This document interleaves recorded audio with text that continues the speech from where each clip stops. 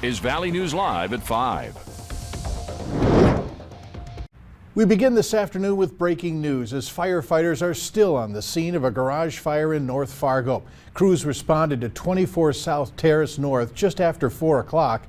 Unconfirmed reports from the scene indicate that the fire may have begun outside of the 3-stall garage as some sort of a dumpster, then spread inside. Stick with Valley News Live for the latest on this breaking story.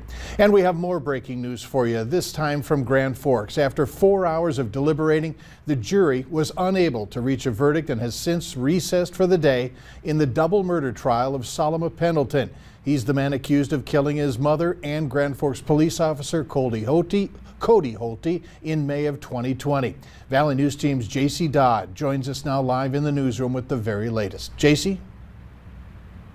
This morning during closing arguments, the defense made one thing very clear: manslaughter. That's what he wants the jury to consider. The defense admitted there is no dispute over who killed Officer Holte and Pendleton's mother, Lola Moore. He wants to admit it or not, he fired that shot. Sorry.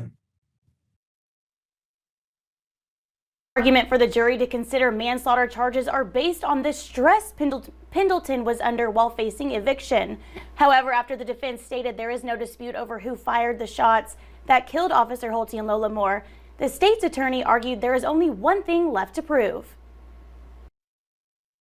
But now the only thing that the state needs to prove is whether or not there was an extreme indifference to the value of life, which means you would have to go back there and say, you know, I think firing those 48 shots within that apartment building was not an extreme indifference to the value of life.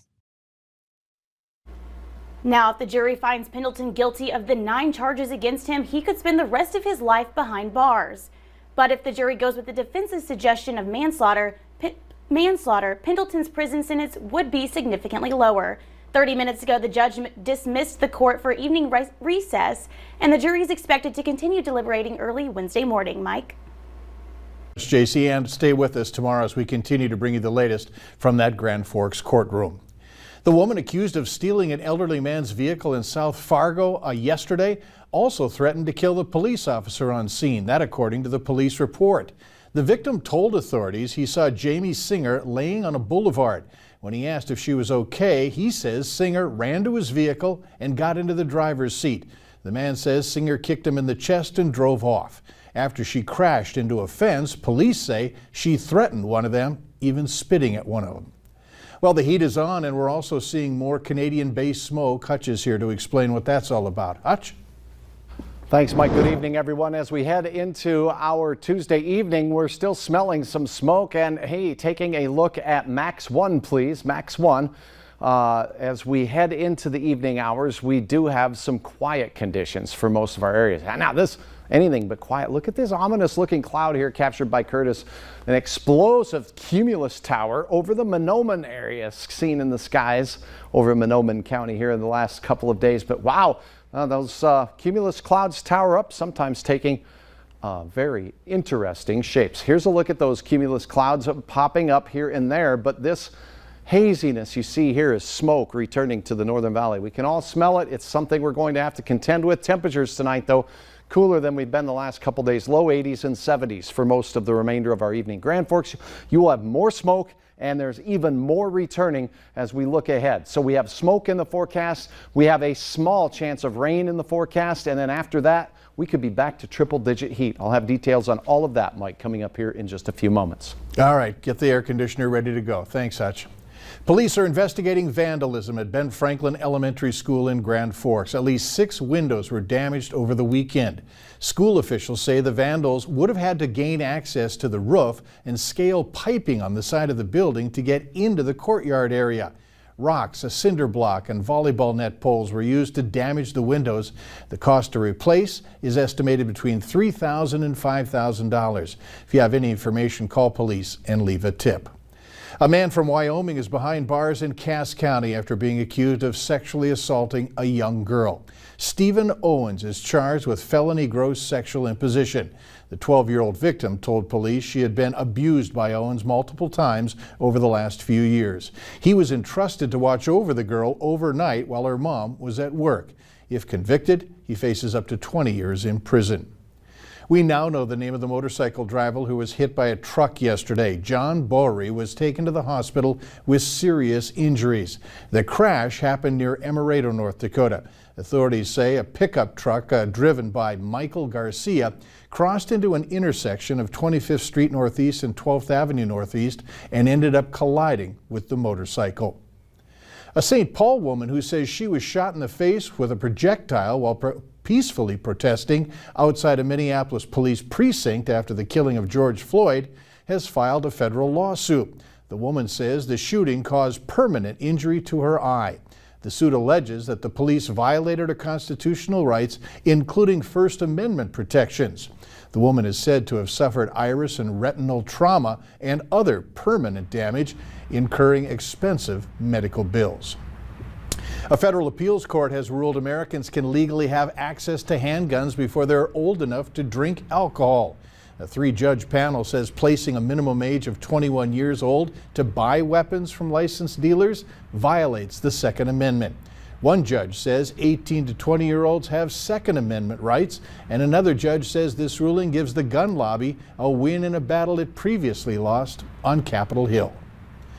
Everyone who lost a family member in the Champlain Tower South building collapse is mourning, but one man's grief amplified even more. He says he lost 5 family members in that Surfside disaster, among them his 89 and 85-year-old parents, 2 sisters, and a 7-year-old niece. So far, almost 100 have been declared dead in this tragedy. More than a dozen are still unaccounted for. This has been a very frustrating day for many Sparklight customers. The company says they are experiencing a technical issue that's impacting phone and internet services. The outage has been going on for several hours. The cause of that outage not been determined yet. Several people living in the Fargo-Moorhead area are telling us Sparklight's 24/7 national tech support number is also down. So if you're having service issues, you can report it by calling support.sparklight.com. Philips is recalling some ventilators, BiPAP and CPAP machines. The FDA said the foam, which is used to reduce sound and vibration in the devices, may break down and the debris or certain chemicals could be inhaled or even swallowed. A complete list of recalled devices can be found on the FDA's website. We have a link on our website. Go to valleynewslive.com or our VNL News app. He went from one of the Twin Cities' most critical COVID patients to survive a 54-year-old man still struggling to breathe. He's now looking back during his time in the hospital, which lasted more than 100 days. Liz Collin reports. They come in with their file and they just shake their head, and they can't believe you're here. Sitting on his living room couch in Mora seemed far off a few months ago. Yeah, his file's pretty big. Everybody wants to listen to his lungs. Yeah.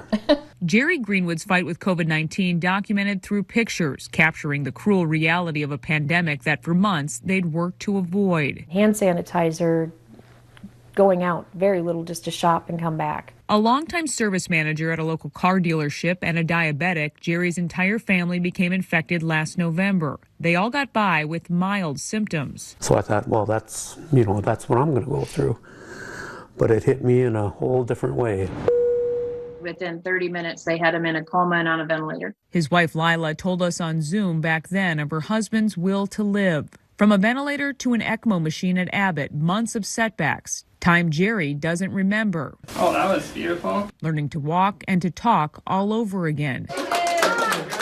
In all, 114 days passed until he went home in April. A lot of people think, oh, you're out of the hospital, you made it, you're done. That was not even half the battle. I never took anything, not even a vitamin. Now heart medication, blood thinners, and pills for PTSD from the time he spent in a coma total 20 a day. I can't lift much more than level-wise. His body could also take up to a year to get back to a normal range of motion. But it is perhaps Jerry's breathing that is most jarring. You walk to the next room and you're fighting for a breath, thinking, am I going to get over this one? Describing it as a consistent feeling of drowning that has again sent him to the hospital twice. Still, he is focused on getting better for his family. And the one part that I haven't been able to do, I haven't been able to get on the floor, was my granddaughter, you know, because I'll never get up, you know. The small things he once took for granted, and a reminder of the struggle that for some COVID has left behind. The long-term battles is what I'm fighting every day. His medical bills have topped more than $1 million, and it's unknown when or if he'll be able to work again. Now tonight on Valley News Live at 6, we're going to share you the story of a Minnesota woman who says the vaccine cleared her long-haul problems after it lingered for nearly 400 days. Later on Valley News Live at 5, what impact getting a flu shot could have on the impact of getting COVID. Temperatures today back in the 80s for many of us, although we've erased some of the 90-degree heat out in Jamestown. We're monitoring some big-time changes in our weather. That smoke is going to be a factor. We also have very little rain expected, which will allow the return of triple-digit heats. I'll have hour-by-hour details, what you can expect for tomorrow and beyond right after this.